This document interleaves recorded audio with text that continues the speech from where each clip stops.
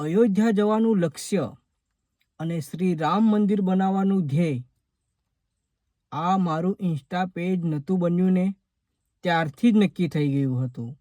આ વાત હું એટલા માટે કહું છું કે આજકાલ તમે સોશિયલ મીડિયામાં જોઈ રહ્યા છો કે મંદિર એ આસ્થાનું કેન્દ્ર નહીં પણ ધર્મના નામે ધંધાનું સાધન બનાવી દેવામાં આવ્યું છે. તેથી મને આ વાત કરતાં પણ ડર લાગે છે કે હું મંદિર બનાવવાનો છું. મને ડર છે કે હવે મને પણ કોઈ ન કહી દે કે હવે તું પણ ધંધો ચાલુ કરી દે. પરંતુ મને વિશ્વાસ છે કે જે કાર્ય સ્વયં ભગવાનનું હોય અને હું તો માત્ર નિમિત્ત છું, એ કાર્ય ક્યારે અધૂરું રહેતું નથી. આ પવિત્ર ધરતી મારી છે અને આ જ પ્રકૃતિની ગોદમાં શ્રી રામ મંદિર બનશે અને જેની દરેક દિવાલ પર હજારો વખત રામ નામ લખાશે.